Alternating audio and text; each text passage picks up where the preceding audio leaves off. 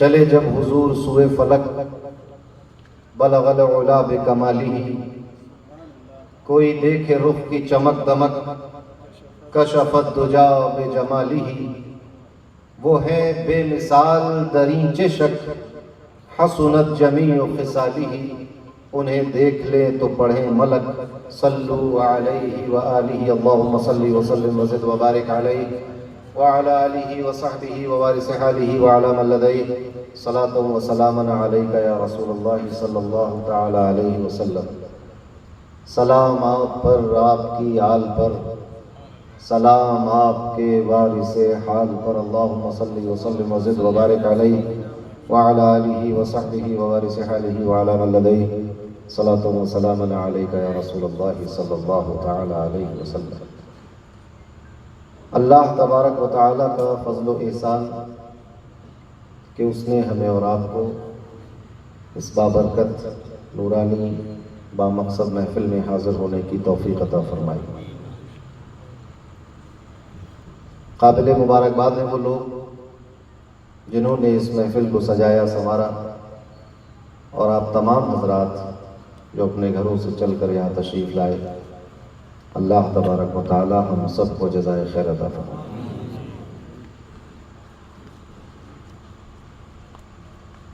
ہمارے پیر و مرشد حضور تاجدار اہل سنت فخر قادریت محبوب غوث اعظم حضرت مولانا شاہ الشیخ عبد الحمید محمد سالم قادری نور اللہ مرقدہ رضی اللہ تعالی عنہ بارگاہ رسالت مآب میں اس طرح خراج عقیدت پیش کرتے ہیں، فرماتے ہیں طٰہٰ تاسین میم کہتا ہے، طٰہٰ تاسین میم کہتا ہے اور رؤوف و رحیم کہتا ہے، سبحان اللہ۔ طٰہٰ تاسین میم کہتا ہے اور رؤوف و رحیم کہتا ہے، ان کے اخلاق کو خدا ان کا خود ہی خلق عظیم کہتا ہے، سبحان اللہ، سبحان خود ہی خلق عظیم کہتا ہے۔ اللہم صلی وسلم وزد وبارک علیہ وعلی آلہ وصحبہ ووارث حالہ وعلی من لدیہ صلاۃ وسلاما علیک یا رسول اللہ صلی اللہ تعالی علیہ وسلم۔ اور اپنے غوث کی بارگاہ میں اس طرح خراج عقیدت پیش کرتے ہیں، فرماتے ہیں کہ غم کو خوشیوں میں ڈھال دیتے ہیں، غم کو خوشیوں میں ڈھال دیتے ہیں، ڈوبی ناؤ نکال دیتے ہیں، ان کو دی ہے خدا نے یہ قدرت، وہ قضا کو بھی ٹال دیتے ہیں، وہ قضا کو بھی ٹال دیتے ہیں۔ سلطان الہند غریب نواز عطائے رسول خواجہ خواجگاہ کی بارگاہ میں، یعنی اپنے پیر و مرشد کی بارگاہ میں حضور تاجدار اہل سنت اس طرح خراج پیش کرتے ہیں، فرماتے ہیں کہ انوکھی شان یہ دیکھی معین الدین چشتی کی، سبحان اللہ۔ انوکھی شان یہ دیکھی معین الدین چشتی کی، ادائیں سب ہیں البیلی معین الدین چشتی کی، فلک ہے تابع فرما معین الدین چشتی کا، زمیں ہے حکم کی بندی معین الدین چشتی کی، زمیں ہے حکم کی بندی معین الدین چشتی کی، شہ بطحا کے جلوے ہیں شہ اجمیر سے ظاہر، شہ بطحا کے جلوے ہیں شہ اجمیر سے ظاہر، مدینہ لگتی ہے بستی معین الدین چشتی کی، مدینہ لگتی ہے بستی معین الدین چشتی کی، بندھے ہیں ہاتھ میرے سلسلے میں غوث اعظم کے، پڑی ہے پاؤں میں بیڑی معین الدین چشتی کی۔ اللہم صلی علی سیدنا و شفیعنا و حبیبنا و مولانا محمد مبارک وسلم، صلاۃ و سلاما علیک یا رسول اللہ صلی اللہ تعالی علیہ وسلم۔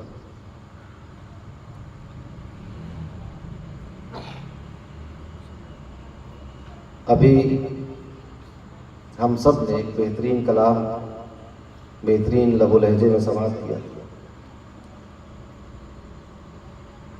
جب یہ پڑھ رہے تھے تو مجھے میرے ذہن میں ایک شعر گردش کرنے لگا. ابھی ایک مصرع میں نے اس کو عارف پٹیل کو سنایا بھی تھا. نغمہ بلبل شیدا تو سنا ہنس ہنس کر، نغمہ بلبل شیدا تو سنا ہنس ہنس کر، اب جگر تھام کے بیٹھو میری باری آئے آئی. ہے، کیا بات ہے، واہ واہ. اب جگر تھام کے بیٹھو میری باری آئی. مگر یہ کہ ٹائم بہت زیادہ ہو گیا، 11:30 بج گئے. قائد اجلاس برادر محترم ترجمان قادریت حضرت الحاج حافظ عبدالقیوم قادری راجی، ناظم اعلیٰ خانقاہ عالیہ قادریہ اور مدرسہ عالیہ قادریہ بدائم شریف جلوہ افروز ہیں. منبر رسول پر علماء کرام حفاظ اعظام بیٹھے ہوئے ہیں، اور آپ تمام حضرات بلکہ خواتین و حضرات اتنی دل جمعی سے اور محبت سے یہاں تشریف لائے. کوشش کروں گا کہ کچھ عرض کر سکوں. تو اللہ تبارک و تعالی نے اس کائنات فانی کو جب پردہ عدم سے وجود بخشا، اور اس کے بعد وقتاً فوقتاً جب جب اس نے چاہا اور ارادہ فرمایا اس کائنات میں تصرف کرتا رہا. نئی نئی اشیاء وجود میں آتی رہی، مخلوقات پیدا ہوتے رہے، اور جب اس نے چاہا تو اپنی مخلوق کو پھر سے فنا کر کے پردہ عدم کی طرف بھیج دیا. یہ سلسلہ، یہ حقیقت اس کائنات کی ہے. اس کائنات میں کوئی شے پائیدار نہیں ہے، اس لیے اس کو سرائے فانی کہا جاتا ہے، کہ جو کل نہیں تھی اب ہوئی اور کل نہیں ہوگی. اس کو علماء کلام اپنی اصطلاح میں امکان کہتے ہیں، کہ یہ ایک امکانی چیز ہے. ہم اپنی روزمرہ کی بول چال میں بھی کیا کہتے ہیں؟ ممکن ہے، بہت امکان ہے کہ ایسا ہو جائے. تو جو چیز ممکن ہو اس کا مطلب یہ ہوا کہ پہلے نہیں تھی، اب ہوئی اور آگے ختم ہو جائے گی. اس کے مقابلے میں ایک لفظ آتا ہے واجب. اس کا مطلب یہ ہوتا ہے کہ جو واجب وہ ہے جو ہمیشہ سے ہے اور ہمیشہ رہے گا. اس لیے اللہ تبارک و تعالیٰ کو واجب الوجود کہا جاتا ہے، اور باقی مخلوق کو ممکن الوجود کہا جاتا ہے. اس کو ذہن میں رکھیے گا. جو چیز دنیا ہے، جو اللہ کے سوا جو کچھ ہے، وہ سب ممکن ہے، عالم امکان ہے. یہ عالم امکان ہے.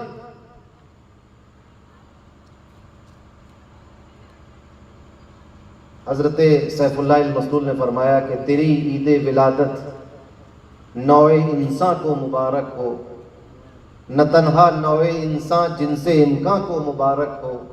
تو یہ جو جن سے امکان ہے، یہی ایک کائنات ہے پوری، کہ ہو سکنے والی چیز ہے، پھر ختم ہو جانے والی چیز ہے. کبھی نہیں بھی تھی. مثلا ہم اور آپ ایک زمانہ تھا کہ نہیں تھے. 200 سال پہلے کوئی تھا یہاں پر بیٹھے ہوئے لوگوں میں سے؟ نہیں تھا. نہ کسی کو اندازہ تھا کہ اتنے لوگ ہو جائیں.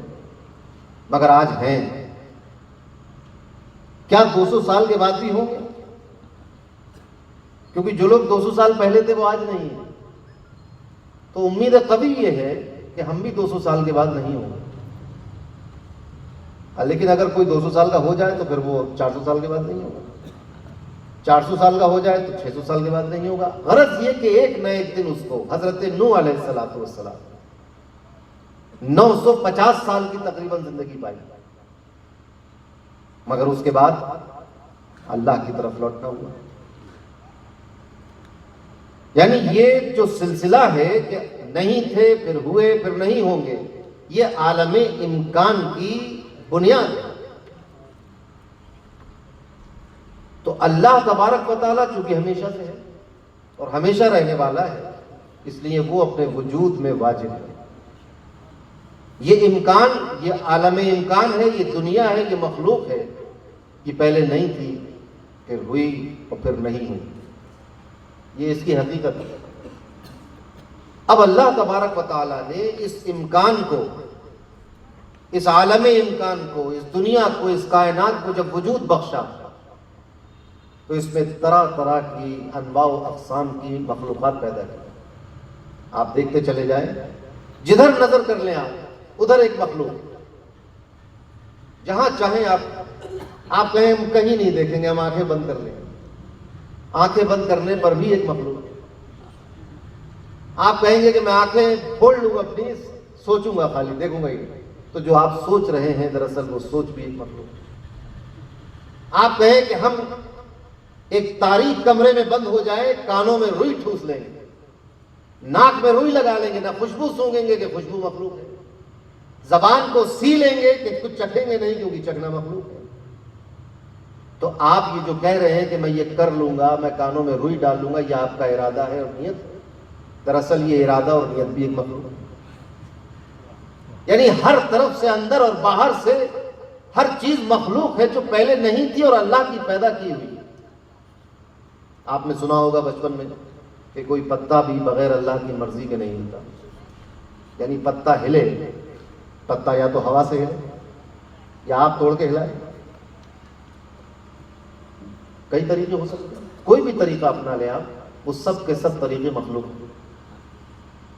آپ ہلائیں گے آپ مخلوق ہیں، ہوا ہلائے گی تو ہوا مخلوق ہے، آپ پھونک مار کے ہلا دیں گے تو پھونک مخلوق ہے۔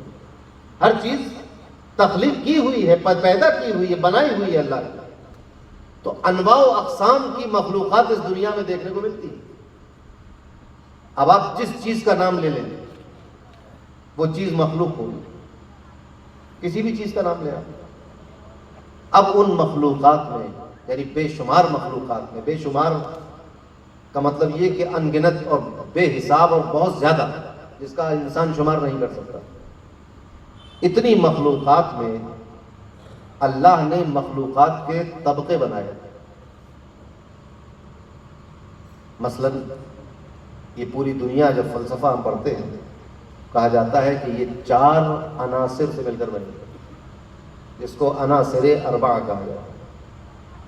4 عنصر، آگ، ہوا، مٹی، پانی، یہ 4 مادے بتائے گئے ہیں، یہ چاروں مخلوق ہیں۔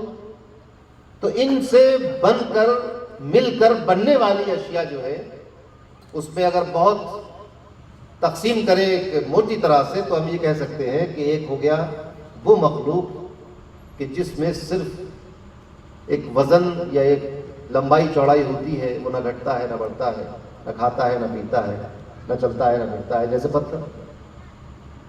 تو یہ جمادات کے زمرے میں آ جائیں گے۔ پتھر، پہاڑ دیکھ رہے ہیں، گٹی، اینٹ، تو اس کا ایک سائز تو ہوتا ہے، ایک جسم تو ہوتا ہے، مگر یہ نہ گھٹتا ہے نہ بڑھتا ہے۔ ایک پتھر آپ رکھ دیں، ہزاروں سال ویسے ہی رکھا رہے گا۔ اس کے اوپر ایک مخلوق ہوتی ہے جس کو ہم نباتات کہتے ہیں، پیڑ پودے۔ آپ ایک چھوٹا سا پودا لگائیں، ابھی آم کا سیزن چل رہا ہے، ایک آم کا چھوٹا سا پودا لگا دیں آپ، اور اس پودے کو دیکھ کر کوئی یقین نہیں کر سکتا کہ اسی اتنے بڑے پودے سے 1 ٹرک آم نکل آئے گا۔ کوئی سوچ سکتا ہے بات؟ 1 ٹرک بھر کے آم، ارے اتنا سے تو ہے یہ، آپ کا کہنا ہے یہ ابھی اتنا سا ہے، یہ بڑا ہوگا، بڑا ہو کر تناور درخت بنے گا، پھر اس میں پھول آئیں گے، پھر اس کی فصل آئے گی، پھر یہ آم ہوں گے، پھر یہ چھوٹے ہوں گے، پھر یہ آم پک جائیں گے، پھر اس کو ہم توڑیں گے تو ٹرک بڑھ جائے گا۔ تو ایک مخلوق یہ ہے۔ یہ مخلوق بڑی اور چھوٹی تو ہوتی ہے لیکن اپنے ارادے سے کچھ کر نہیں سکتی۔ یعنی یہ نہیں ہو سکتا کہ آپ ایک آم کا درخت جنیر میں لگائیں اور پھر جب آپ کو پونا جانا ہو تو آپ اس سے کہیں کہ آؤ پیچھے پیچھے پونا چلے آؤ، نہیں آئے گا۔ حالانکہ آپ گائے بکری اگر پال لیں تو اس کو آپ پکڑ کے پونا لے جا سکتے ہیں۔ تو پیڑ پودوں کی سے اوپر کی جو مخلوق ہے وہ ہے جانور اور حیوانات۔ کہ ان میں ایک جسم بھی ہے، نمو بھی ہے، اور وہ متحرک بالارادہ بھی، چلتے پھرتے بھی، کھاتے پیتے بھی. ان سے اوپر کی جو مخلوق ہے اس کو حضرت انسان کہا جاتا ہے، بشر، کہ ان کا بھی ایک جسم ہے، ان کے بھی نمو ہوتی ہے، اور یہ اپنے ارادے سے ہلتے چلتے پھرتے بھی ہیں. اس کے ساتھ ساتھ ان کے پاس عقل و شعور. تو اگر اس تناظر میں ہم مخلوقات کو دیکھیں تو ہمیں سمجھ میں آئے گا کہ اس کائنات میں سب سے افضل ترین مخلوق جو ہے وہ انسان ہے. مگر حیرت کی بات یہ ہے کہ جس بنیاد پر انسان کو افضل بنایا گیا تھا، اسی بنیاد پر انسان جانوروں سے زیادہ بدتر ہو گیا. عقل و شعور کی بنیاد پر اس کو افضلیت دی گئی، فضیلت دی. کیا آپ کے پاس سوچنے سمجھنے کی قوت ہے؟ آپ قرآن پڑھ سکتے ہیں، حدیث شریف پڑھ سکتے ہیں، نماز پڑھ سکتے ہیں، طواف کر سکتے ہیں، پاک رہ سکتے ہیں، اچھا اخلاق پیش کر سکتے ہیں، معاشرے کو اچھا بنا سکتے ہیں.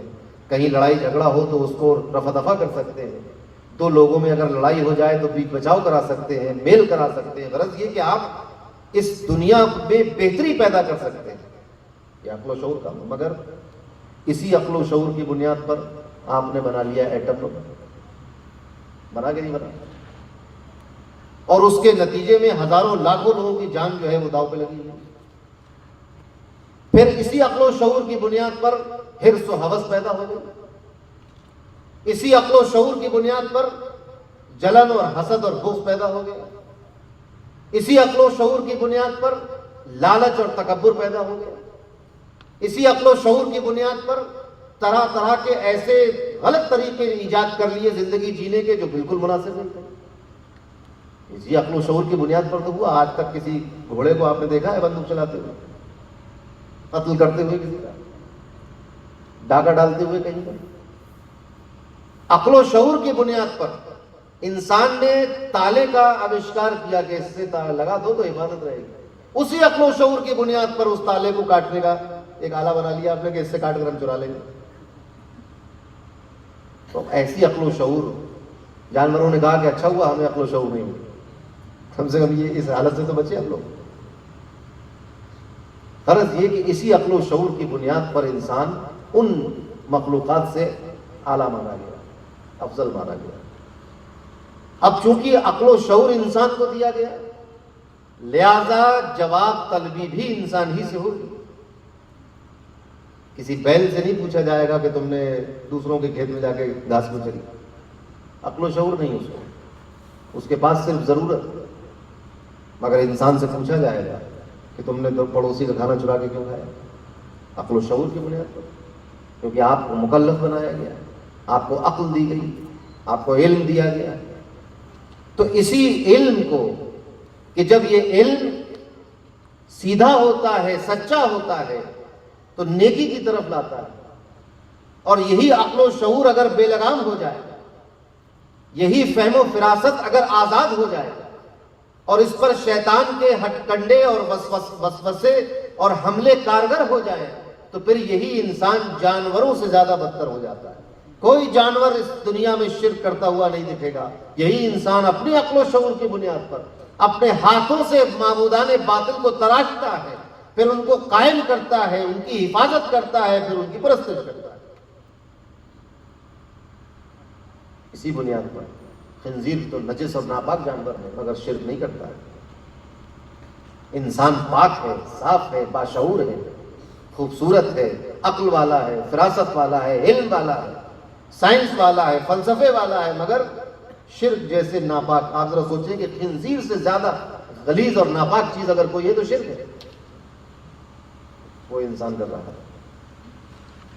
تو جب انسان کے عقل و شعور بہک جاتے ہیں تو اس کو راستے پر لانے کے لیے، سمجھانے کے لیے، سدھارنے کے لیے، واپس بلانے کے لیے، رجوع کرانے کے لیے اللہ تبارک و تعالیٰ کی طرف سے انبیاء اور مرسلین تشریف لاتے ہیں. بے شک، سبحان اللہ. آپ نے نہیں سنا ہوگا کہ کوئی نبی اور رسول پرندوں میں آیا ہو، کیونکہ پرندے کفر و شرک نہیں کرتے. آپ نے نہیں سنا ہوگا کہ کوئی پیغمبر اور کوئی رسول گھوڑوں کے لیے، ہاتھیوں کے لیے، شیروں اور تیندوؤں کے لیے آیا ہو. آج صبح ہم حافظ صاحب کے ساتھ گئے تھے ادھر جہاں تیندوے رکھے جاتے ہیں. آیا کوئی؟ نہیں آیا. کیوں؟ کیونکہ یہ کفر اور شرک نہیں کرتے. اور دوسری بات یہ، پہلی تو یہ کہ یہ کفر اور شرک نہیں کرتے، دوسری یہ کہ یہ اطاعت اور فرما برداری میں پیدائش سے لے کر مرنے تک لگے رہتے ہیں. کبھی یہ اللہ کی فرما برداری سے روگردانی نہیں کرتے. قرآن گواہ ہے، یسبح للہ ما فی السماوات و ما فی الارض. جس کام کے لیے اس کو پیدا کر دیا ہے اور اس کی پیدائش کے وقت اس کے فطرت میں جو چیز اللہ نے رکھ دی ہے اس سے کبھی جانور ہٹتا نہیں. آپ دیکھیں کبھی کوئی خشکی میں رہنے والا جانور پانی میں گھر نہیں بناتا. پانی میں رہنے والے جانور خشکی میں گھر نہیں بناتے. آسمان میں فضاؤں میں اڑنے والے جانور پانی میں اور خشکیوں میں نہیں. اب اپنا اپنا سب کا ہے. اور ایسا نہیں کہ آج ہے، 5000 سال پہلے بھی یہی تھا، آج بھی یہی ہے. ایسا نہیں ہے کہ ان کی ترقی نہیں ہو پائے. ارے بھائی یہ بھی آپ سے زیادہ پرانے ہیں، آپ سے زیادہ دنیا میں ان کی نسل موجود ہے، آپ سے زیادہ وقت دنیا میں لگایا ہے، آپ سے زیادہ گردش لیل و نہار کو دیکھا ہے، آپ سے زیادہ یہ دنیا کو جانتے ہیں، مگر اس کے باوجود بھی ترقی نہیں کر پائے. کیونکہ جس ان کی فطرت میں جو چیز اللہ نے رکھ دی ہے یہ اسی فطرت پر قائم ہے. ہماری بھی فطرت میں کچھ چیز رکھی گئی ہے مگر ہم غیر فطری امور کی طرف رجوع کر لیتے ہیں. آپ سوچیں کسی جانور کو آپ نے دیکھا کہ اس نے خودکشی کی، پانی میں ڈوب کے مر گیا، یا قطب مینار سے چڑھ کے کود پڑا، خودکشی کر لی اس نے کہ اب بھائی جیا نہیں جا رہا ہے مجھ سے، اب میں خودکشی کروں گا؟ نہیں، کیونکہ یہ غیر فطری چیز ہے. مگر انسان پھانسی لگا کے مر جاتا ہے، غیر فطری بات ہے. انسان چھت سے کود کے مر جاتا ہے، جان دے دیتا ہے، ٹرین کے سامنے لیٹ جاتا ہے. یہ غیر فطری کام کرتا ہے. جان بچانا فطرت ہے، جان گنوانا غیر فطرت ہے. تو انسان اس کی فطرت میں جو چیز رکھی گئی تھی اس سے روگردانی کرنے لگا. اسی طرح اس کی فطرت میں عقیدہ توحید رکھ دیا گیا تھا، مگر جب روگردانی کی، توحید سے شرک کی طرف آیا تو سمجھانے کے لیے انبیاء اور مرسلین آئے. سبحان اللہ، سبحان اللہ. جانوروں نے کبھی غیر فطری کام نہیں کیا، لہٰذا ضرورت نہیں پڑی ان کے پاس آنے. سبحان اللہ، سبحان اللہ. آپ کو اندازہ نہیں ہوگا، اس دنیا میں آنے سے پہلے تمام انسانوں کی روحوں نے اللہ کی بارگاہ میں حاضر ہو کر یہ وعدہ کیا کہ ہم تیرے فرما بردار رہیں، تیری اطاعت کریں گے، تو ہی ہمارا رب ہے. یہ سب کچھ عہد و پیمان ہو چکا ہے.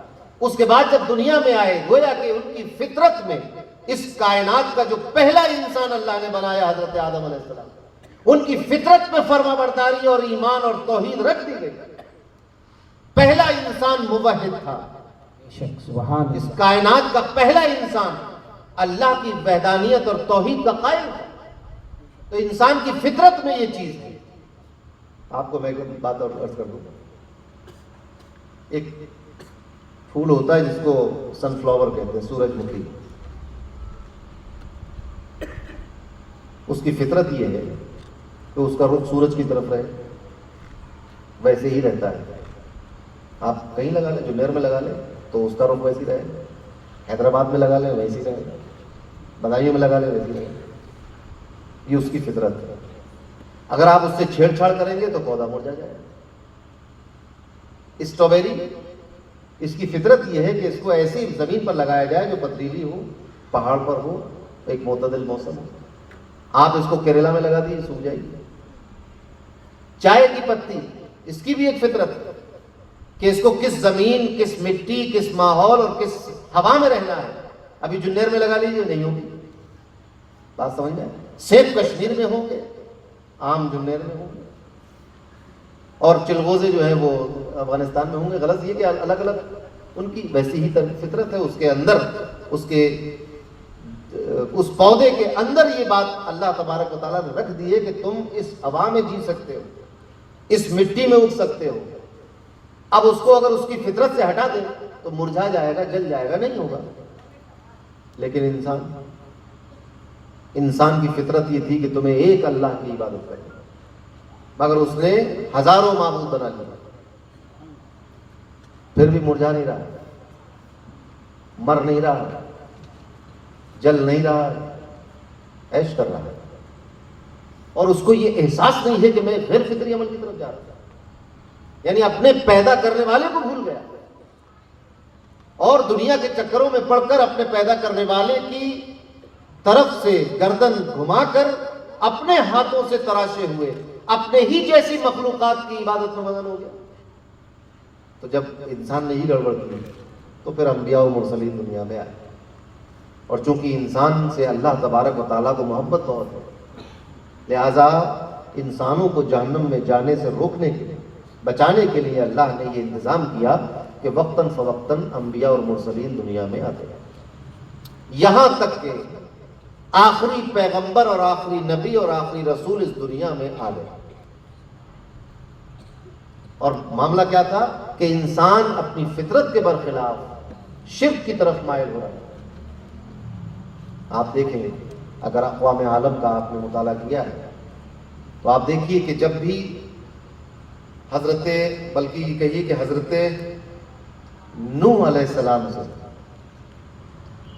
اور نبی کریم صلی اللہ علیہ وسلم تک یہ سلسلہ چلتا رہا، قوم شرک میں مبتلا ہوئی، انبیاء تشریف لائے، اصلاح کی، توبہ کرائی، موحد بنایا، اب وہ نبی رخصت ہوا، پھر قوم مشرک ہو گئی، تو پھر پیغام توحید آیا، پھر سمجھایا بجھایا گیا، اللہ کی طرف بلایا گیا، سب موحد ہوئے، پھر وہ نبی رخصت ہوا، پھر قوم شرک کی طرف آ گئی، تو پھر ایک نبی آیا، یہاں تک کہ حضرت موسیٰ علیہ السلام کا دور آ گیا۔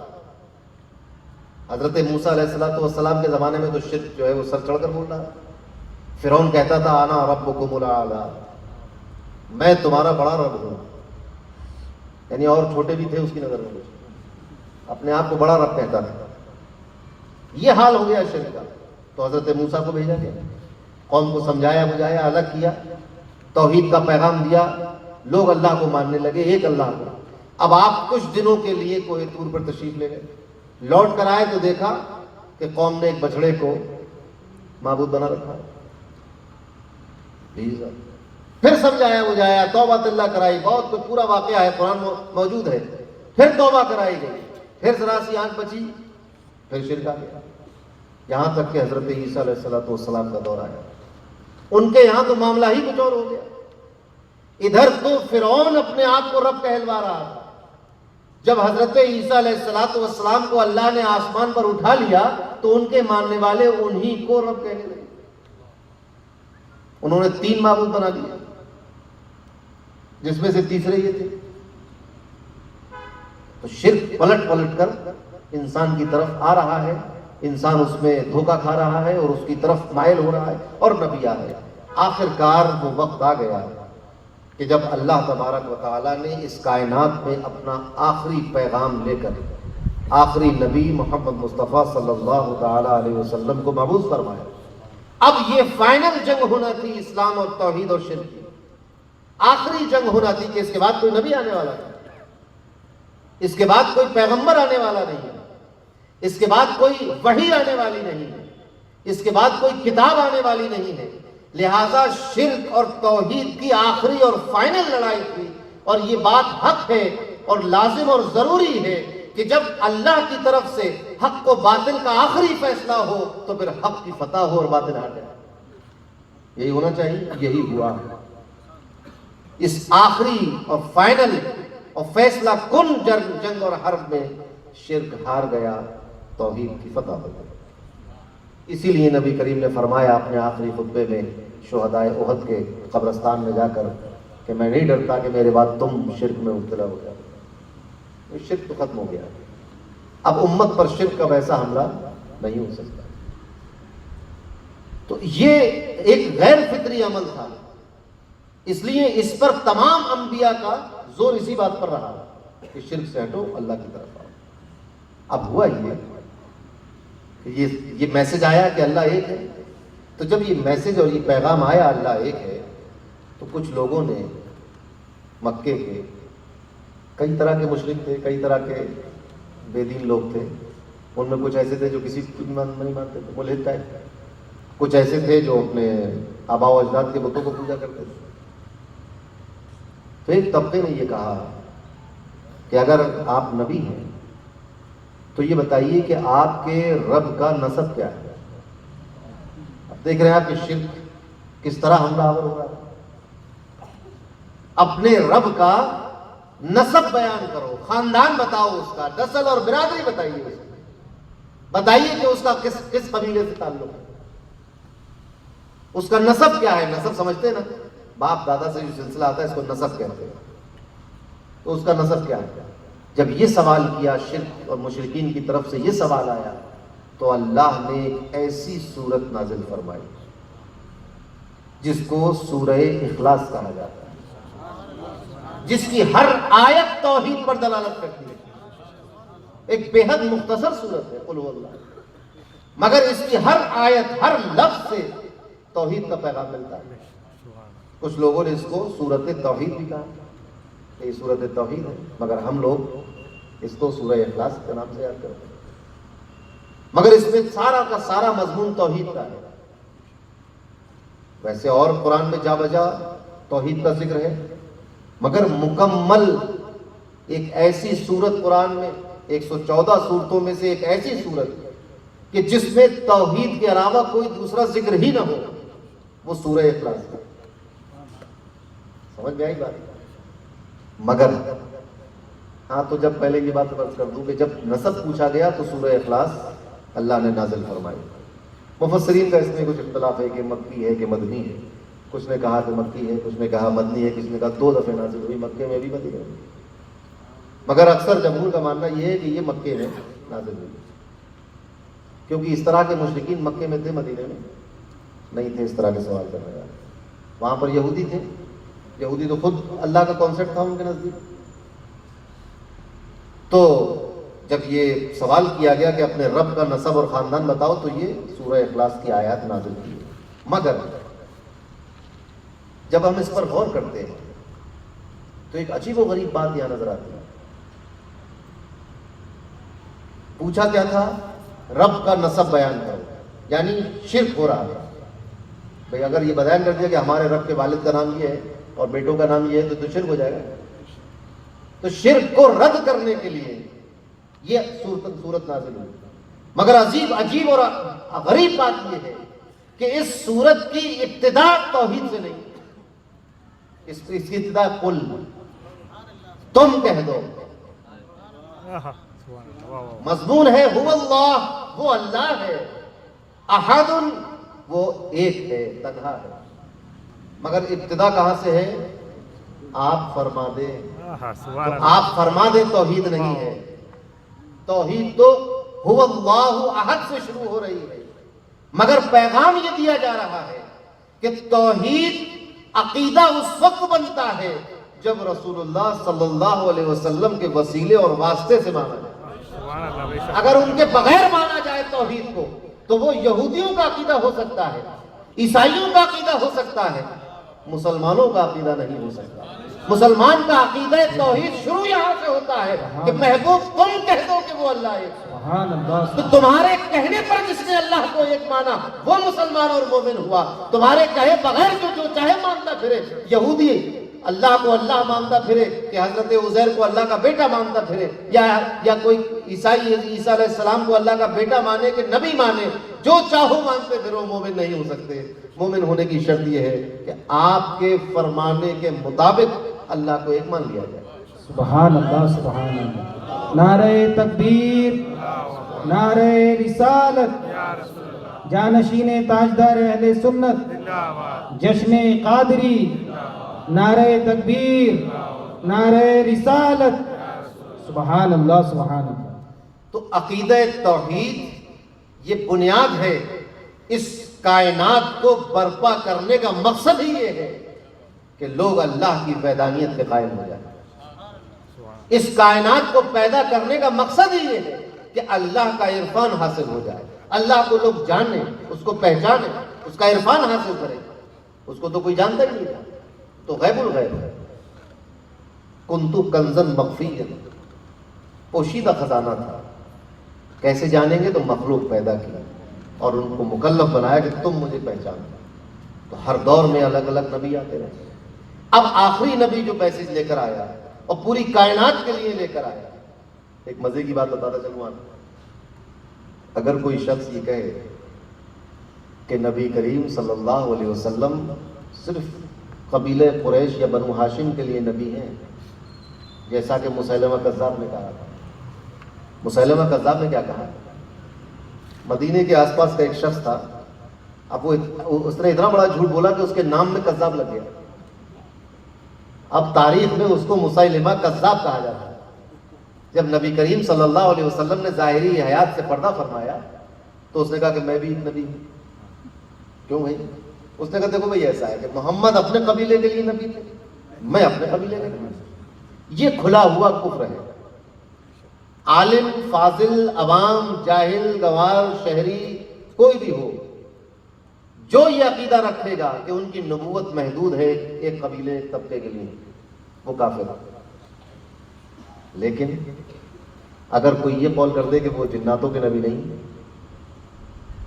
اگر یہ قول کوئی عام شخص کر دے تو وہ کافر نہیں ہوگا. لیکن اگر کوئی عالم کر دے تو کافر ہو جائے گا. یہ ایک نقطے کی بات تھی تو میں نے آپ کو عرض کر دی. کیوں؟ کیونکہ یہ بات ایک غور و فکر کے بعد سمجھ میں آتی ہے کہ جناتوں کے لیے بھی نبی ہو سکتے ہیں، اور نبی کریم جناتوں کے لیے بھی نبی اور رسول بن کر آئے. ان کو بھی آپ کی تبلیغ ہوئی اور وہ بھی کلمہ پڑھ کر مسلمان ہوئے، اور ان کو مکلف بنایا گیا اس بات کا کہ وہ بھی ایمان لائے. مگر یہ ایک عام آدمی اتنی باتیں سمجھ نہیں سکتا. لہذا اگر غلطی سے اس نے یہ قول کر دیا کہ جناتوں کے لیے تو کوئی نبی نہیں، تو وہ اس پر کفر کا فتویٰ نہ لگایا جائے، بلکہ اس کو سمجھایا جائے کہ وہ جناتوں کے لیے بھی نبی ہے. چونکہ وہ جب ایک بار قرآن کو سمجھ لے گا تو پھر ایسی بات ہی نہیں کہے گا، کیونکہ وہ تو مومن ہے. لیکن اگر کوئی عالم مفتی یہ بات کہہ دے تو ان پر کفر کا فتویٰ لگ جائے گا. تو بات کیا چل رہی تھی کہ نبی کریم صلی اللہ علیہ وسلم سے مسیلمہ کذاب کی بات ہے. مسیلمہ کذاب کی بات کہاں سے آ گئی؟ نہیں، یہ تو میں نے بتایا کہ میں نبی کریم پوری کائنات کے لیے نبی. ہاں یہ بات تھی کہ آخری نبی ہے اور پوری کائنات کے لیے قیامت تک کے لیے نبی ہے. اب جو بھی پیدا ہوگا وہ مکلف اس بات کا ہوگا کہ وہ نبی کریم صلی اللہ علیہ وسلم کے فرمان کے مطابق اللہ کو ایک مانے. بات سمجھ میں آئی؟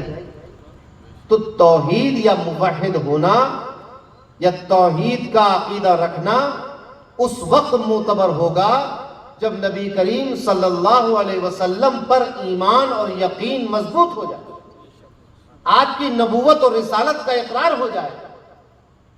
اس کے بعد آپ کہیں اللہ ایک ہے تو پھر آپ کی بات قابل قبول ہوگی اور آپ مومن ہوں گے. اور اس کی وجہ سنتے چلیں. وجہ یہ ہے کہ اگر نبی کو مائنس کر دیں اور آپ کہیں اللہ ایک ہے تو آپ کو کیسے پتا؟ کیسے پتا اللہ ایک ہے؟ آپ نے دیکھا نہیں دیکھا. اب یہاں سے پھر فلسفہ اور سائنس شروع ہو جاتی ہے کہ پھر دنیا بنانے والا کوئی ہے کہ نہیں ہے، کہ فلاں ہے اور یہ ہے. پھر ہوتے ہوتے کچھ لوگ گمراہ بھی ہو جاتے ہیں، کچھ لوگ صحیح بھی ہو جاتے ہیں. لیکن اس کی دلیل کیا ہے کہ اللہ ایک ہے؟ اس کی دلیل یہ ہے کہ نبی نے کہا ہے کہ اللہ ایک ہے، انبیاء نے اور مرسلین نے فرمایا کہ اللہ ایک ہے. اور نبی جو اللہ کا کلام لے کر آئے، جو قرآن ہمیں دیا، اس قرآن نے بتایا کہ اللہ ایک ہے. تو وسیلہ اور واسطہ انبیاء کا عقیدہ توحید میں بھی کار فرما ہے. عقیدہ توحید بھی بغیر عقیدہ رسالت کے عقیدہ توحید نہیں بنتا. تو پھر باقی معاملات میں بغیر نبی کریم صلی اللہ علیہ وسلم کی کوئی چیز دین کیسے بن سکتی ہے؟ اسلام کیسے بن سکتی ہے؟ اخلاق حسنہ کیسے بن سکتی ہے؟ نیکی اور ثواب والی چیز کیسے بن سکتی ہے؟ اور جب یہ سب چیزیں نبی کریم کے وسیلے اور واسطے سے نیک ہیں، قابل قبول ہیں، توحید ہے، عقیدہ اور ایمان ہے، تو پھر نبی کا واسطہ شرک کیسے ہو سکتا ہے؟ کفر کیسے ہو سکتا ہے؟ بدعت کیسے ہو سکتا ہے؟ غلط کیسے ہو سکتا ہے؟ یا تو ان کا واسطہ ایمان ہوگا یا ان کا واسطہ اور وسیلہ شرک ہوگا. ایسا نہیں ہو سکتا کہ توحید ماننے کے لیے ان کا وسیلہ تو ایمان کہلائے اور ندا کرنے کے لیے ان کا وسیلہ شرک ٹھہرے. یہ ممکن نہیں. سبحان اللہ. نعرہ تکبیر، نعرہ رسالت، جانشین تاجدار اہل سنت، جشن قادری. نعرہ تکبیر، نعرہ رسالت. تو اللہ تبارک و تعالیٰ نے اپنی وحدانیت، اپنی توحید اور اپنا ایک اور بے مثل ہونا اور اپنا ہونا، سب سے پہلے تو کہ اپنا ہونا بیان کیا، پھر اپنا ہونا اور اپنا ایک ہونا بیان کیا، پھر اپنا بے نیاز ہونا بیان کیا، پھر اپنا اولاد اور کسی کی اولاد ہونے سے اور اس کی اولاد ہونے سے اپنے آپ کو پاک ہونا بیان کیا اور بے مثال ہونا بیان کیا۔ کس وسیلے سے؟ قل کے وسیلے سے۔ آپ فرما دیجیے هو اللہ، وہ اللہ ہے۔ اب اس جملے سے، اس مختصر سی صورت کو جس کو آپ ہر نماز میں تقریباً پڑھتے ہوں گے، اس ایک صورت سے اللہ تبارک و تعالیٰ نے کائنات کے اول سے آخر تک کے ہر مشرک اور کافر کا ہر سوال کا جواب دے دیا، بے شک، اول سے آخر۔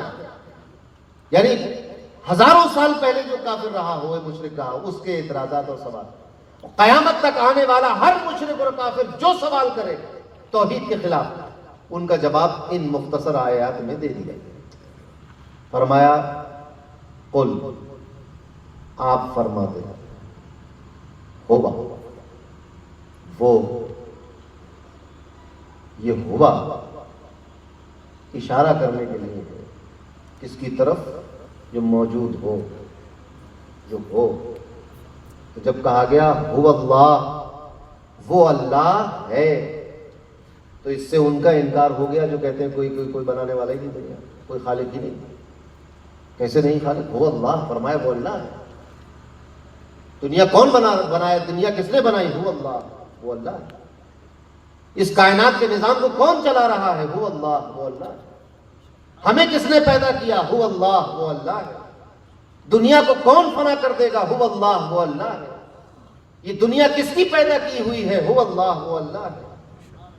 تو کفر کا اور الحاد کا اور نان بلیورز کا اللہ نے جواب عطا فرمایا کہ تمہارا یہ کہنا کہ کوئی نہیں ہے، یہ غلط ہے۔ اس نے فرمایا هو اللہ، وہ اللہ ہے۔ فرمایا احد، مشرکین کا جواب دے دیا کہ دو نہیں ہیں، تین نہیں ہے، چار نہیں ہے، پانچ نہیں ہے، تعدد نہیں ہے، کئی نہیں ہے، بلکہ وہ تنہا ہے، اکیلا ہے، ایک۔ هو اللہ احد، وہ اللہ ہے، وہ ایک ہے، تنہا ہے، اکیلا ہے۔ اللہ الصمد، اللہ بے نیاز بادشاہ ہے۔ بے نیاز، بے نیاز کے بھی بہت سارے مطلب ہو سکتے ہیں، معنی ہے، جتنے بھی معنی لے لیں آپ سب ہے۔ وہ صمد ہے، شان صمدیت ہے اس کے اندر۔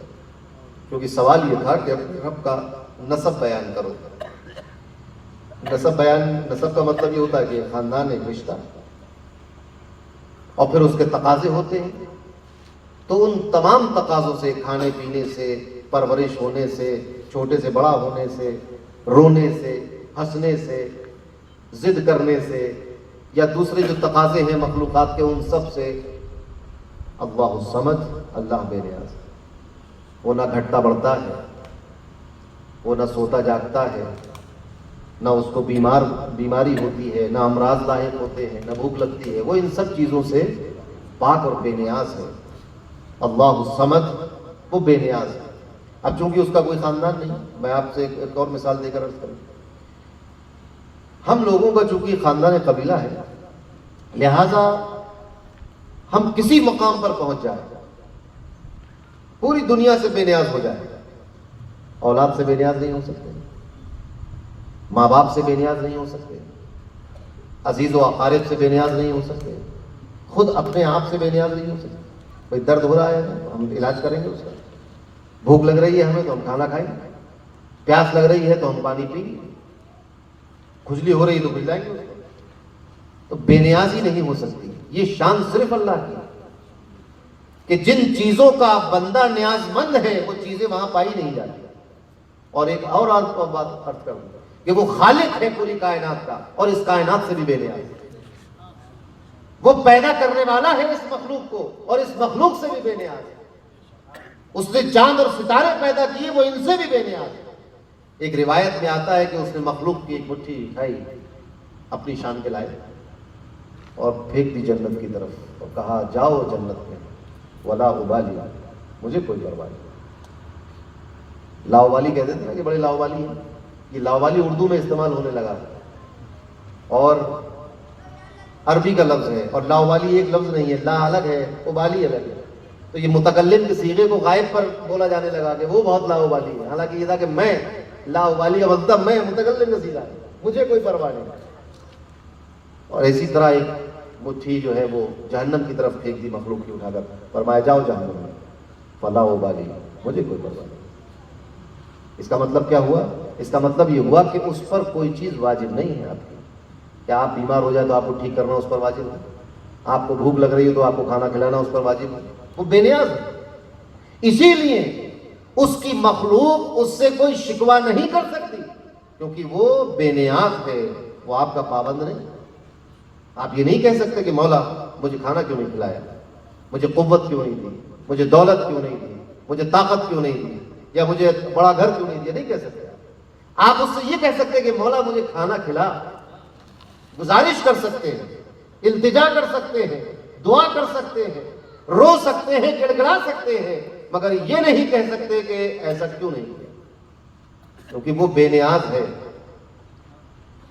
مگر ایسا بے نیاز بادشاہ جب اپنے محبوبوں کی ناز برداری کرتا ہے، جب ان کے ناز اٹھاتا ہے، تو اس کی بھی ایک شان الگ ہوتی ہے۔ ناز اٹھانے کی کیفیت کا کیا بیان کیا جائے کہ جب وہ ناز اٹھانا چاہتا ہے اپنے پیاروں کے، اپنے محبوب کی ناز برداری کرنا چاہتا ہے، تو آسمان کے فرشتوں کو جنگ بدر میں تلوار لے کر بھیج دیتا ہے، حالانکہ وہ ان فرشتوں سے بھی بے نیاز ہے، ان تلواروں سے بے نیاز ہے، اور اس میدان جنگ سے بھی بے نیاز ہے، ان مسلمانوں سے 313 مسلمانوں سے بھی بے نیاز ہے، اور بدر کے میدان میں اس کنویں سے بھی بے نیاز تھا، اس ہوا اور آندھی سے بھی بے نیاز تھا، اس بارش کی بوندوں سے بھی بے نیاز تھا، اس ریگستان سے بھی بے نیاز تھا۔ اس کے لیے کیا بڑی بات ہے؟ تو کن کہتا ہے تو مخلوق دنیا وجود میں آ جاتی ہے۔ مگر ناز برداری کا انداز دیکھیے، فرشتوں کو بھیجا تاکہ دنیا کو پتہ چل جائے کہ فرشتے جنگ کرنے کے لیے پیدا نہیں ہوئے، مگر جب محبوب کی دلجوئی کرنا ہوگی تو فرشتوں کو حکم دیا جائے گا کہ بدر کے میدان پر جا کر حبیب کے ساتھ سفارہ ہو جائے۔ ہوا ہے حکم جائیں بدر کے میدان میں قدسی، قدسی یعنی فرشتے، ہوا ہے حکم جائیں بدر کے میدان میں قدسی، کہ رن میں آج محبوب خدا کی آمد آمد ہے، کہ رن میں آج محبوب خدا کی آمد آمد ہے۔ جب وہ بے نیاز بادشاہ جب کسی کی ناز برداری کرنے کا ارادہ فرماتا ہے تو موت و حیات کا خالق ہونے کے باوجود بغداد کی سرزمین پر شیخ عبد القادر جیلانی کے ایک حکم سے مردے زندہ کر دیا کرتا ہے۔ قم باذنی کہا کس نے؟ غوث اعظم نے کہا، اللہ نے مردوں کو زندگی عطا فرمائی۔ یہ اس کی بے نیازی اور ناز برداری کی شانیں ہیں۔ تو وہ بے نیاز ہے، اس لیے اس سے شکوہ نہیں کر سکتے۔ لم یلد، اس کی کوئی اولاد نہیں، یعنی اولاد ہونا ایک وجود بچے کا جب دنیا میں ہوتا ہے تو کسی سبب سے ہوتا ہے، تو اس سبب سے ہونے والے وجود کو اولاد کہا جاتا ہے۔ ایسے تو اللہ نے حضرت آدم کو بنایا تو حضرت آدم اللہ کی اولاد نہیں کہلایا جائے۔ حضرت عیسیٰ علیہ السلام کو اللہ نے بنا باپ کے پیدا کر دیا تو وہ اللہ کی اولاد نہیں کہے جائے، حضرت مریم کی اولاد کہے جائے۔ تو اللہ کا کسی کو وجود بخشنا یہ فعل الگ ہے، اور ماں کا ایک بچے کو پیدا کر دینا یہ فعل الگ ہے۔ اس فعل کو ولادت اور اولاد سے تعبیر کیا جاتا ہے، اور جب اللہ کسی کو وجود بخشتا ہے تو تخلیق سے تعبیر کیا جاتا ہے کہ اللہ کی مخلوق ہے، اللہ نے اس کو وجود بخشا ہے، اس کو تخلیق کیا ہے۔ تو اللہ کی کوئی اولاد نہیں ہے۔ اب یہاں سے بہت سارے اعتراضات اور جوابات اس کے ہو گئے۔ وَلَمْ يُولَدْ، اور وہ خود کسی کی اولاد نہیں۔ پھر جو پوچھ رہے تھے کہ اپنے رب کا نسب بیان کرو، واضح ارشاد فرما دیا گیا کہ رب کا کوئی نسب نہیں، کہ اس کی کوئی اولاد نہیں، اور وہ رب کسی کی خود کوئی اولاد، وہ خود کسی کی اولاد ہے، وہ تو ازلی اور ابدی ہے، اسی لیے وہ واجب الوجود، اس کی ذات اور اس کی صفات ہمیشہ سے ہے اور ہمیشہ رہنے والی ہے، اس سے پہلے عدم نہیں ہے، اس کے بعد عدم نہیں ہوگا، اسی لیے اس کو ذات اور صفات میں واجب اور ازلی اور ابدی مانا گیا، اور وہ ہے۔ انسانوں سے پہلے عدم ہے، انسانوں کے بعد عدم ہے، قرآن نے متعدد جگہ ارشاد فرمایا، اور اگر قرآن اس بات کو نہ بھی ارشاد فرماتا تو اس دنیا کا ہر انسان یہ بات جانتا ہے ہم پہلے نہیں تھے، ابھی ہیں اور کچھ دنوں کے بعد نہیں ہوں گے۔ یہ ایسی حقیقت ہے۔ لم یلد ولم یولد، اس کی کوئی اولاد نہیں، لہٰذا یہ عقیدہ غلط کہ اس کا کوئی بیٹا ہے۔ اس زمانے میں عقیدہ یہ بنا لیا تھا کچھ اہل کتاب لوگوں نے کہ فرشتے اللہ کی بیٹیاں ہیں، فرشتے جو ہیں یہ اللہ کی بیٹیاں ہیں، عزیر علیہ السلام اللہ کے بیٹے،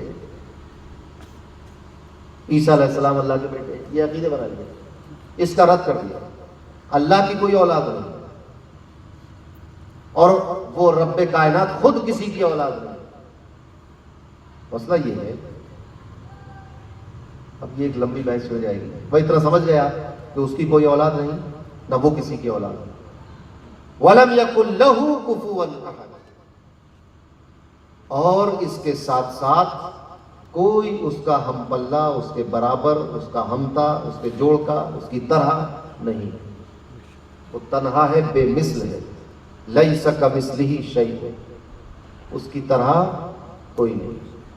یہ اس آیت کریمہ کا مختصر ترجمہ اور مفہوم تھا جو میں نے عرض کیا، مگر اب جب اس آیت کریمہ پر، سورت پر غور کریں، تقریباً 1 گھنٹہ ہونے والا ہے، اگر غور کریں تو بات یہ سمجھ میں آتی ہے کہ اس کائنات کا ایک خالق ہے، کون ہے؟ وہ اللہ، وہ اللہ ہے۔ اب کچھ لوگوں کا یہ کہنا کہ کائنات اپنے آپ بن گئی، یہ ایک بے بنیاد بات ہے اور یہ غیر فطری بات ہے، جو بادی النظر میں تو بڑی معقول لگتی ہے کہ بھئی اتنے زمانے سے چلی آ رہی دنیا اور ایسی ہے ویسی، مگر اب جب آپ اس میں حقیقت میں اس کے داخل ہوں گے اور سائنس کو آپ بہت غور سے معتدل ہو کر دیکھیں گے، انصاف کی نظر سے دیکھیں گے، تو سمجھ میں آئے گا کہ آپ کو ایک دنیا بنانے والا کوئی ہے۔ تو وہ اللہ ہے احد، اور وہ ایک ہے، تنہا ہے، اکیلا ہے، دو نہیں ہو سکتے۔ دو اگر ہو جائے کیا خرابی لازم آئے گی؟ اور زیادہ اچھا نظام چلے گا۔ جب ایک خدا اتنا اچھا نظام چلا رہا ہے تو دو خدا کتنے اچھے نظام چلا لیں گے؟ مگر نہیں ہوگا ایسا۔ یہ قرآن کی دلیل ہے، قرآن نے انسانوں کی عقلوں کو مخاطب کر کے جواب دیا ہے اپنے ایک ہونے کا، اپنا ایک ہونا زبردستی بالجبر کسی پہ تھوپ نہیں دیا اس نے کہ ہر حال میں بس مان لو کہ میں ایک ہوں، نہیں، اس نے کہا اپنی عقلوں پر زور ڈالو، سوچو کہ اگر دو خدا ہوتے تو کائنات میں فساد ہو جاتا۔ اب کیوں ہو جاتا فساد؟ مثلاً خدا کی شان یہ ہے، رب کی شان یہ ہے کہ وہ بے نیاز ہے، وہ کسی سے مشورہ نہیں لیتا، وہ عاجز نہیں ہوتا۔ ہو جاتا کہ بھئی میں اس وزن کو اٹھانے سے عاجز ہوں، اتنا بھاری، جیسے آپ ایک ہاتھی نہیں اٹھا سکتے، عاجز ہیں ہاتھی اٹھانے، آپ پہاڑ نہیں اٹھا سکتے کہ پہاڑ اٹھانے سے عاجز ہیں، یہاں سے تیر کر سعودی عرب نہیں جا سکتے حج کرنے کے لیے کہ بھئی عاجز ہے، تو یہ عجز سے ہوتا ہے، نہیں کر پا رہے۔ اگر دو ہوتے تو ہمارا سوال یہ ہوتا کہ ایک خدا یہ چاہتا ہے کہ اس بندے کو زندہ رکھا جائے، دوسرا چاہتا ہے کہ مار دیا جائے، تو کیا ہوگا؟ یہ جیے گا کہ مرے گا؟ فساد ہو جائے گا۔ اگر جیا تو جس کا ارادہ مارنے کا تھا وہ عاجز، کہ نہیں مار سکے تو عاجز ہوئے تو پھر خدا نہیں ہو سکتے۔ اور اگر یہ مر گیا تو جس نے کہا، جس کا ارادہ تھا کہ یہ جیے، وہ عاجز ہو گیا، تو پھر وہ خدا نہیں ہوگا، کیونکہ خدا عاجز ہو نہیں سکتا۔ لہذا ماننا پڑے گا کہ وہ ایک ہی ہے۔ ایسا آج تک ہوا نہیں۔ اب آپ یہ کہیں کہ خدا نے تو مار دیا تھا، حضرت عیسیٰ نے زندہ کر دیا، تو یہ حضرت عیسیٰ کا معجزہ ہے۔ معجزہ کہتے اس خرق عادت کو ہے جو اللہ تبارک و تعالیٰ اپنی قدرت کا کرشمہ کسی نبی کے ہاتھ سے ظاہر فرماتا ہے، تو یہ فعل اور عمل خدا کا ہے۔ مار کر زندہ کرنا، مار دینا، زندہ کر دے، جب چاہے مارے، جب چاہے زندہ کرے. مگر یہ اس کا ظہور ایک نبی کے ہاتھ پر ہوا، وہ بھی اس وجہ سے تاکہ لوگ جو انکار کر رہے تھے تمہارے نبی ہونے کا، وہ اس بات کا اقرار کر لیں کہ تم اللہ کے سچے نبی ہو. اسی لیے ایسا ہوا. اولیاء کی جو کرامات ہوتی ہے وہ اسی لیے تاکہ اللہ کے ہونے کا یقین پختہ ہوگا. تو وہ دو نہیں ہیں، وہ جب دو نہیں ہیں تو پھر تین کہاں سے ہوں گے؟ ہمارے پیر و مرشد حضور تاجدار اہل سنت نے 2 مصروں میں 2 عقیدوں کو بیان کر دیا. ایک عقیدہ یہ کہ دوسرا کوئی خدا نہیں، دوسرا عقیدہ یہ کہ رسول اللہ صلی اللہ علیہ وسلم کی ذات ممتنع النظیر ہے کہ ان جیسا کوئی دوسرا ہو نہیں سکتا. 2 مصروں میں، اور چھوٹی بہر کے 2 مصرے فرماتے ہیں کہ دوسرا مصطفیٰ بنائے کون؟ دوسرا مصطفیٰ بنائے کون؟ دوسرا جب کوئی خدا ہی نہیں. تو ان 2 بے حد مختصر جملوں میں، مصروں میں، ان 2 اتنے بڑے عقیدوں کا آپ نے بیان فرما دیا کہ نہ تو کوئی خدا کی طرح ہے، نہ کوئی اس کے بندے اور اس کے حبیب اور اس کے آخری پیغمبر محمد مصطفیٰ کی طرح ہے. وہ خالق ہونے میں یکتا ہے، یہ مخلوق ہونے میں یکتا ہے. تو وہ ایک ہے، 2 نہیں ہے. اب لوگ یہ کہیں کہ وہ اپنے دلائل پیش کریں. مسئلہ کیا ہے؟ دلیل بھی 3 طرح کی ہے. ایک تو دلیل جو باقاعدہ دلیل، اور ایک امکان کہ ایسا ہو سکتا ہے، دلیل نہیں ہے مگر ہو سکتا ہے. دوسری زور بیان اور مذاق. اس کے علاوہ تیسری چیز ہے نہیں کوئی. جب ڈیبیٹ ہوگی تو یہ انہی 3 میں سے کوئی چیز ہوگی. یا تو آپ فیکٹ بتائیں گے، یا آپ اپنا اندازہ پیش کریں گے، یا مذاق اڑائیں گے، وہ ضرور باتیں کریں گے. 2 جو ہیں ان کا کوئی اعتبار نہیں. آخر کی 2 امکانی بات کیا کہ اس وقت بارش ہو رہی ہے یا نہیں، ہاں یا نہ میں جواب دو. آپ کہیں کہ ہو بھی سکتی ہے، کہاں محال ہے بات؟ ارے بھائی یہ کوئی دلیل نہیں ہے کہ اس وقت رات ہے کہ دن بھی ہو سکتا ہے. ہو سکنے کی چھوڑ دی جائے. یا پھر آپ مذاق میں اڑا دے باتوں کو، لڑائی جھگڑے پہ آمادہ ہو جائے. تو یہ دلائل نہیں. دلیل یہ ہے کہ ہو رہی ہے، ثابت کرو. دن ہے کہ رات، سورج غروب ہو چکا، ابھی تک طلوع نہیں ہوا ہے، لہذا رات متحقق ہوئی. یہ ہے دلیل. اگرچہ آپ اس میں اور 1000 لائٹیں لگا کر اجالا کر دیں، رات رات ہی رہے گی. کیونکہ سورج غروب ہو چکا تو غروب آفتاب سے طلوع آفتاب تک رات ہے، طلوع آفتاب سے غروب آفتاب تک دن ہے، چاہے کتنا اندھیرا پھیل جائے. سورج گہن ہو جائے، بادل ہو جائے، کمرہ بند کر لیجئے، آپ آنکھوں پہ پٹی باندھ لیجئے، مگر دن رہے گا، کتنا بھی اندھیرا کر لیں. یہ دلیل ہے. دلیل آفتاب آمد، دلیل آفتاب. تو اگر اب اس بات پر گفتگو ہو کہ دنیا بنانے والا کوئی ہے کہ نہیں، تو پھر اس پر قرآن کے دلائل موجود ہیں. اور اس آیت کریمہ میں ایک فیصلہ کن عقیدہ مل رہا ہے. وہ اللہ، وہ اللہ ہے. احدن، وہ ایک ہے، 2 نہیں ہو سکتے. لوگوں نے یہ بات اس سے پہلے ہی بیان کی. سب سے بڑی دلیل ملحدین کی جو وہ یہ ہے کہ دنیا اپنے آپ بنی ہے. پوچھا گیا بھائی اتنی بڑی دنیا، اتنی محکم دنیا، اتنی شاندار، اپنے آپ کیسے بن جائے گی؟ تو ان کا ایسے بن جائے گی کہ ایک بڑا سا ٹب لے آئیں اور اس ٹب میں ہزاروں نلکیاں چاروں طرف سے پانی کی لگا دیں، آڑھی پچھی. اب ان نلکیوں میں بیک وقت پانی اور ہوا کا پریشر ڈالیں تو جو پانی ٹب کے اندر آئے گا تو وہ ایک شیپ میں آ جائے گا، گھومنے لگے گا، ایک طرح سے ہلچل ہونے لگے گی اس میں. تو ان کا کہ یہی دنیا کا حال ہے، اپنے آپ یہ سب ہو رہا ہے. تو پھر ان سے میں نے سوال کیا کہ یہ پائپ لگائے کیسے؟ کسی نے لگایا پائپ؟ وہ کون ہے؟ آپ کہیں گے پائپ مزدور نے لگایا. تو مزدور کہاں سے آئے؟ صاحب ان کے ماں باپ فلاں، تو ان کے ماں باپ کیسے آئے؟ کہیں ان کے دادا کا نام ہے، ان کے دادا کہاں سے آئے؟ ہوتے ہوتے بات کہاں پہنچی؟ کہیں نہ کہیں رکے گی جا کر بات. جہاں رک جائے گی بات وہی رب ہے. سمجھے بات؟ آپ کہیں گے کہ مائک میں آواز کیسے آتی؟ تو آپ نے کہا کہ مائک میں ایک ڈوری کے ذریعے ہماری آواز کو ایمپلیفائر میں بھیجا جاتا ہے. ایمپلیفائر ویسی ہی آواز بنا کر، بڑی آواز بنا کر اسپیکر سے نکال دیتا ہے. بات ختم ہو گئی؟ نہیں ختم ہو گئی. میں ایمپلیفائر کس نے بنایا؟ ایک انسان نے. وہ انسان کہاں سے آ کر بات جائے گی؟ خالق. دنیا کی کسی شے کو آپ لے لو، اگر یہ سلسلہ کہیں رکے گا نہیں، چلتا چلا جائے گا، تو یہ ہو نہیں سکتا۔